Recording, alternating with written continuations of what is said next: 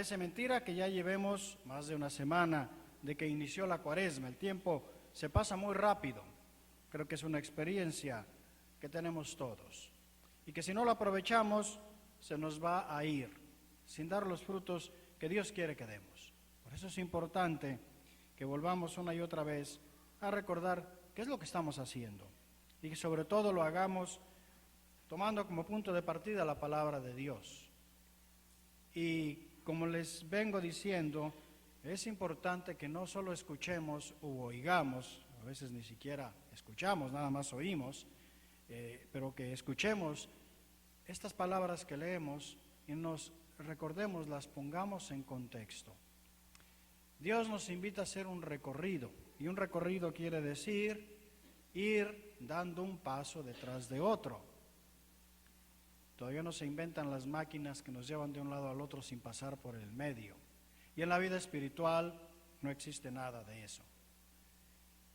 ¿Por qué? Otra vez les digo esto, porque para entender, para comprender, para verdaderamente hacer la experiencia que Jesús nos invita a hacer, tenemos que, primero que nada, seguir las etapas. La etapa primera fue la semana pasada, el domingo. Escuchamos la palabra de Dios del Génesis, la creación y el pecado original, y cómo ese pecado desfiguró la creación que Dios hizo. El hombre al final se descubre desnudo y fuera del paraíso. Por otro lado, escuchamos cómo Jesús, yendo a ese desierto creado por el pecado del hombre, derrota a quien tentó a los primeros padres. En las lecturas de hoy vemos, la primera, el siguiente intento que Dios hace después del diluvio para volver a componer eso que el pecado había corrompido, que es llamar a Abraham. ¿Y qué es lo que le pide a Abraham? Es exactamente lo que nos pide a nosotros y de lo que se trata fundamentalmente la Cuaresma. A Abraham le pide confianza y fe. Sal de tu casa, deja tu tierra, deja tu parentela y ve a donde yo te voy a decir. ¿Por qué? Porque te voy a bendecir. No le dice más. La palabra bendición se repite 5 veces en este texto. Exactamente eso es lo que el Señor nos pide en esta Cuaresma. Fe para salir, para caminar. La Cuaresma es un camino, pero no es un camino a cualquier lado. Es un camino a seguir a ese Jesús que vimos derrotando al demonio la semana pasada en su mismo terreno. Ustedes se acordarán, el texto de la semana pasada del Evangelio comenzaba que el Espíritu había llevado a Jesús al desierto para ser tentado. Justo en la página anterior, en el bautismo, el Espíritu había dicho, este es mi Hijo muy amado. Exactamente las mismas palabras que encontramos en el Evangelio de hoy. El Evangelio de hoy nos cuenta más o menos la mitad del camino de la vida de Jesús y del discipulado, de los apóstoles que van siguiendo a Jesús. ¿Qué sucede en este momento? Justo antes, los apóstoles han confesado que Jesús es el Mesías. Llevan ya unos meses con él. Jesús se lleva a 3 al monte, a un monte muy alto. Y fíjense que aquí hay otra conexión con la lectura de la semana pasada. La tercera tentación que le pone el demonio a Jesús sucedió en un monte muy alto, y ahí donde lo derrota de manera última y definitiva.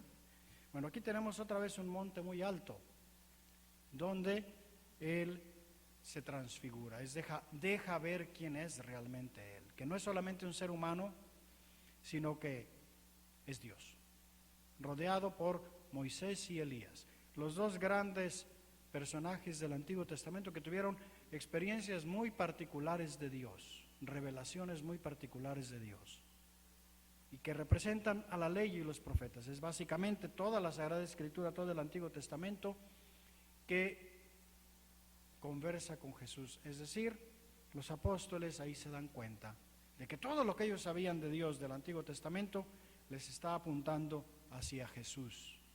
Que ese camino que Abraham fue invitado a seguir era el camino de Jesús. Por eso, cuando ellos ven aquello, quieren quedarse allí, ¿no? Están todos contentos y felices. Pero no puede ser. No puede ser porque Jesús todavía no ha llegado al final de su camino. Tienen que seguir caminando con Él. No solo tienen que seguir caminando, sino que esto es nada más una probadita de lo que va a venir solo después de la pasión y muerte. La resurrección viene solo después de la muerte, no puede venir antes. Y entonces es cuando Jesús los despierta y dice, pues que realmente no se daban cuenta de lo que estaban diciendo. Este camino, entonces, como les digo, que nos invita el Señor Jesús es el camino de fe con el que invitó a Abraham a salir, a dejar nuestra comodidad, a dejar nuestras costumbres que nos mantienen atados y salir caminando detrás de Jesús. ¿Por qué detrás de Él? Porque, como el mismo Evangelio dice, Él es el Hijo amado. Es decir, Dios creó a Adán y Eva, pero hemos visto cómo falló, cómo fallaron y cómo hemos heredado esa herida nosotros. Llamó a Israel en Abraham y lo vimos a Israel en el desierto cómo falló.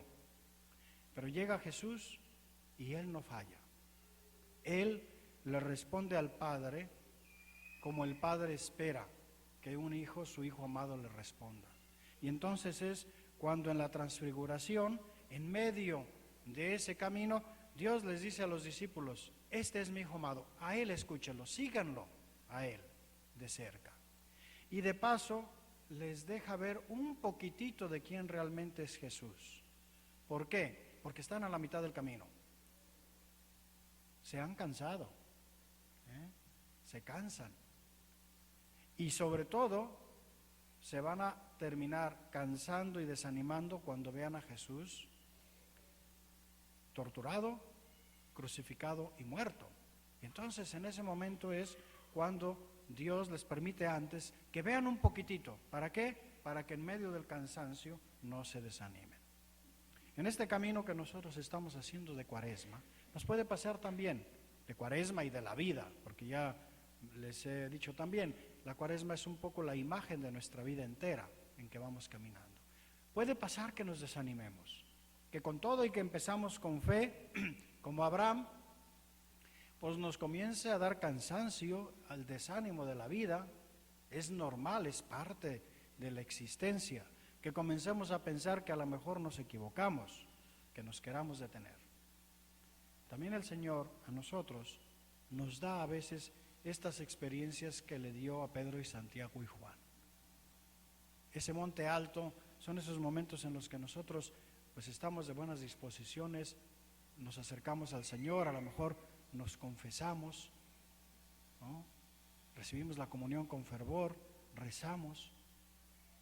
¿Y por qué nos los da el Señor esos momentos? No es la llegada, no es la llegada, pero los necesitamos. Los necesitamos para seguir caminando. Ven ustedes por qué también en esta Cuaresma, y como les digo, en toda la vida, la Iglesia nos recuerda la importancia de estas paradas técnicas, ¿no? La parada técnica de la misa dominical, la parada técnica de la oración, al menos un momentito todos los días, de la confesión. ¿Por qué? Porque cuando las hacemos verdaderamente con toda la sinceridad y todo el corazón, es como la experiencia de Pedro, Santiago y Juan. Logramos ver que no solamente estamos siguiendo a un hombre, que verdaderamente este es el Hijo de Dios y que realmente es mucho más que solo un Mesías que me va a quitar los problemas. Es el que realmente me puede y me quiere dar lo que ando buscando, que es la vida auténtica. Por eso es tan importante, hermanos, como les digo, que en esta Cuaresma y en cada momento de nuestra vida no dejemos de hacer estas paradas, estos momentos de subir con Jesús al monte, ese monte que en algunos momentos nos presenta la tentación, pero que cuando Jesús vence al diablo fue un encuentro también con su Padre. Esos momentos como el de ahora en el que parece que logramos tocar casi a Dios, porque los necesitamos, porque nadie camina nada más así, sin motivación, sin razón de ser. Dios lo sabe muy bien y por eso le dio a los discípulos y por eso nos da a nosotros esos momentos. Y hay que, por un lado, aprovecharlos.